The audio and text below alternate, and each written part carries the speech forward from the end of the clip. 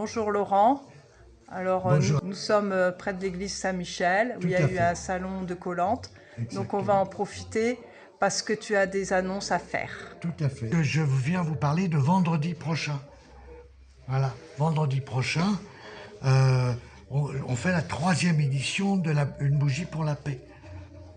Donc, une bougie pour la paix, donc c'est quelque chose qui a été mis en route pour la première fois concrètement donc le 20 avril, hein, où là on a fait ça avec Francis Lalanne de façon voilà, très, très très bien, avec un énorme travail justement de promotion enfin considérable de mon point de vue, avec Francis qui est, je dirais, un passionné de la paix, hein, qui est un passionné de la paix, et comme nous devons tous l'être maintenant aujourd'hui, il faut bien comprendre, il faut avoir compris que la clé de tous nos soucis, c'est justement d'être capable d'imposer la paix.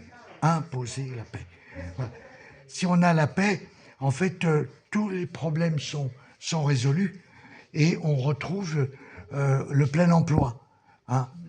On retrouve la richesse, on retrouve la prospérité.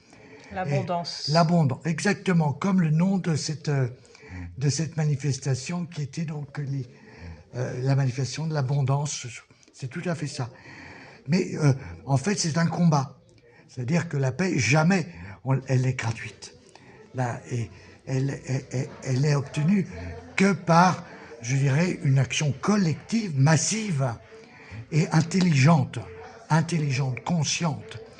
Et en fait, on est suffisamment de Français, et pas seulement de Français, voilà, d'habitants, que ce soit en Europe et dans le monde, etc., qui, qui avons donc des responsabilités, qui avons une famille, qui avons, voilà, et qu'il faut faire vivre dignement, et, et non pas avec une situation de précarité, comme c'est le cas actuellement, notamment en France, pour une partie beaucoup trop importante de la population. Il y a quelques personnes qui s'en sortent, qui arrivent à vivre correctement, mais il y a un pourcentage de gens qui vivent mal, hein, qui sont pas dans les classes favorisées et qui subissent justement cette dégradation de l'état de notre pays. Hein. Mais, et donc, et qui la subissent de façon dure, ils sont en première ligne. Et à cause de quoi? À cause profondément justement d'une tension internationale et d'une propension à la guerre qui ne faiblit pas. Hein, la guerre, c'est avant tout un outil économique, un outil de guerre économique pour prendre l'argent aux autres. Ça a toujours été ça. Hein. C'est-à-dire que quand moi-même, je ne vis pas très bien, je m'efforce d'installer la guerre pour prendre à quelqu'un qui est faible et qui potentiellement donc est moins riche que moi, qui est dans une situation. Donc je fais la guerre et j'organise la guerre pour pouvoir en fait le piller. La France est actuellement, depuis pas mal de temps, en état de pillage. On appelle ça la crise, mais en fait, c'est pas la crise, c'est du pillage. Et ça, Mitterrand le disait très très bien, hein, justement après la Grande Guerre, la dernière guerre mondiale. Nous avons des ennemis et ce n'est pas ce qu'on croit. Et il faut Mitterrand a dit ça? Tout à fait. Alors je ne dis pas exactement les termes, hein, mais je vous laisse les retrouver. Hein. Nos ennemis ne sont pas ce que Et alors vous croyez. il nous expliquait qui étaient les vrais ennemis. Oui, mais j'ai pas envie je suis devenu un peu raisonnable et je ne provoque pas en direct et je mesure un tout petit peu mon vocabulaire pour ne pas aller se taper non plus trop les têtes contre les murs et contre les portes blindées. Peut-être que tu nous le diras lors d'un discours Je le dis toujours. Enfin, bon, prochainement. il faut aujourd'hui comprendre que tout ce que les Français payent en trop, ça va dans les caisses de retraite américaines. Voilà. Bon, on va être très très simple. Hein. Si Donc d'accord. Donc ça serait eux l'ennemi caché.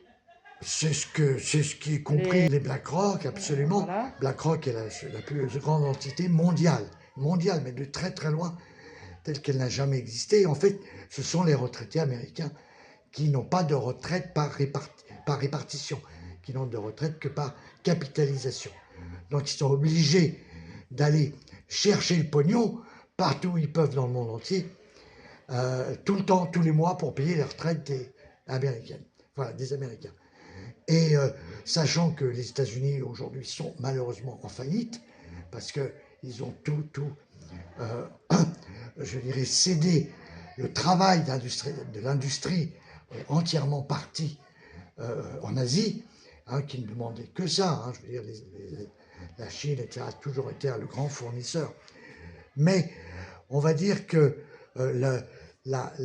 après la guerre, les États-Unis ont pris un tel poids militaire, hein, une telle ascendance, globalement, ils se sont dit, bon, c'est pas la peine de travailler plus qu'il faut.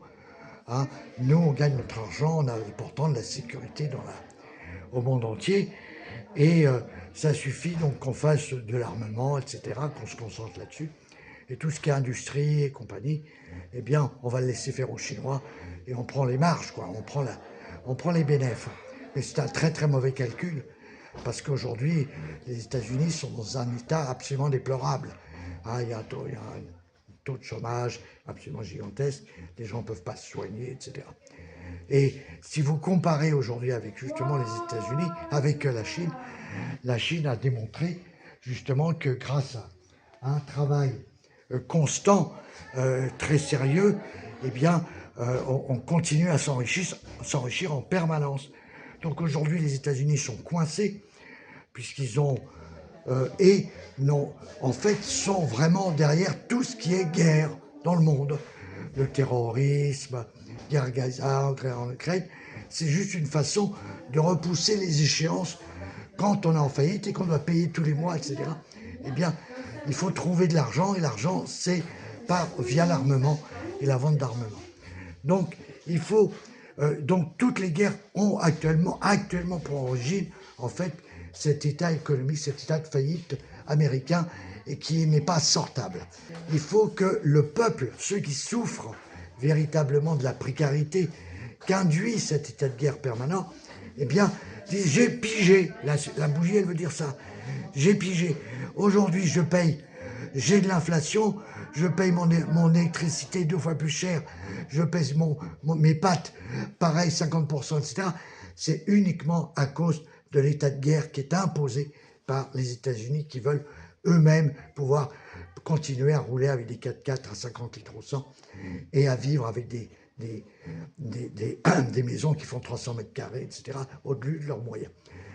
Donc, il faut avoir compris, et il faut que le peuple dans le monde entier, en France, partout, hein, eh bien, dise, j'ai pigé, et moi, je vais lutter pour la paix. Et en luttant pour la paix, eh bien, ça va résoudre, je vais retrouver, je dirais, la dignité matérielle. Donc, en fait, les heures dures qui sont passées par les Français, et en particulier ceux qui sont les moins nantis, eh bien, peuvent faire l'objet d'une réaction extrêmement positive et extrêmement efficace. Il suffit que vous vouliez la paix. C'est-à-dire que vous décidiez, la paix, c'est mon travail, donc chacun a sa bougie, et je m'engage à faire ce que je peux pour imposer la paix dans mon pays. Et voilà. Et donc c'est un engagement. Ça veut dire j'ai compris. Ça veut dire que je suis éclairé. Je m'efforce d'éclairer ceux qui sont autour de moi, et je m'engage justement à ne pas être fataliste et à lutter concrètement à mon niveau, mais en nombre par millions, hein, justement à imposer la paix à mon gouvernement, qui lui ne fait qu'obéir aux ordres de ses supérieurs qui sont aux États-Unis.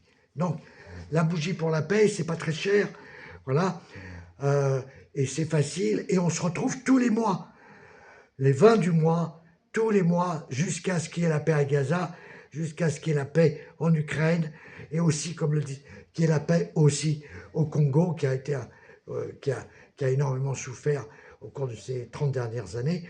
Ce sont les conflits les plus importants.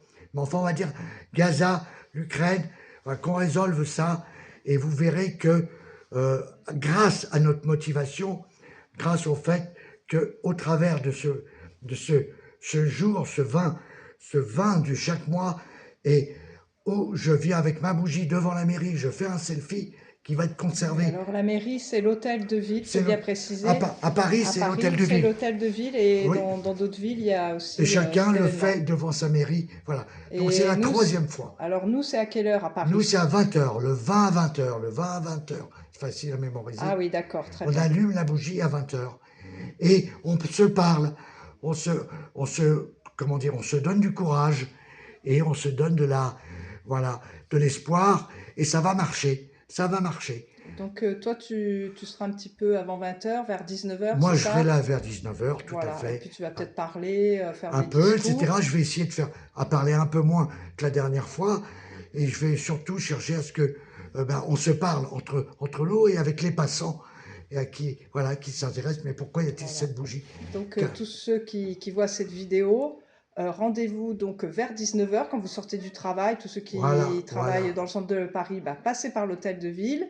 Et puis si vous avez une bougie, c'est mieux. Sinon, Eh ben, je pense que voilà, on aura Laurent en des. aura quelques-unes. Et Tout à puis fait, tout voilà, à et fait. allumer. Si vous avez des Voilà. petits mots, des colombes, Très bien. n'hésitez C'est pas absolument, à venir et les absolument, poser sur l'hôtel de ville. absolument. C'est exactement. Et Alan, tu penses qu'il sera là ou pas? Bah, moi, j'ai déjà un peu sollicité, je fais ce que je peux. Moi, Le d'accord. 20 avril, Francis a fait un travail absolument magnifique de préparation, d'annonce, et le 20 avril a été extrêmement chaleureux, et je serais infiniment heureux à ce qu'il soit à nouveau là, peut-être vendredi, on ne sait pas. Sinon, vous pouvez voir Francis Lalanne sur Fredox Oderf. Il a été filmé. Tout à fait, tout à Voilà, fait. à Et cette donc, manifestation de la si paix. vous voulez suivre un peu, euh, donc vous pouvez aller regarder sur unebougiepourlapaix.org, hein, ça c'était Bougiepourlapaix.org, .org, oui. voilà, tel quel, ou sur Résistance Espace AFM sur Facebook. Résistance, pardon, peut-être? Résistance AFM. AFM, ça veut dire quoi? Ça AFM? veut dire Assistance Financière Mutuelle. D'accord. Alors, résistance AFM, tout attaché, et Non, après? espace, il y a un espace entre Résistance espace espace AFM AFM sur Facebook. sur Facebook, d'accord. Ok, Voilà. très bien. Donc voilà, et puis on sera heureux de vous voir. Et puis on est en train. C'est une longue marche, mais on va gagner. On ne peut que gagner grâce à la compréhension. On dit la vérité libère. Très bien. Bah, de Voilà. toute façon, nous sommes dans les salles de la paroisse de Saint-Michel. Donc Saint-Michel C'est un grand. écrase le dragon qui est le démon. Donc nous allons gagner Absolument. la paix Absolument. contre la guerre. Exactement. Voilà. Nous sommes des guerriers de la paix. Tout à fait. Très bien. Merci à beaucoup, toi. Merci Laurent. infiniment.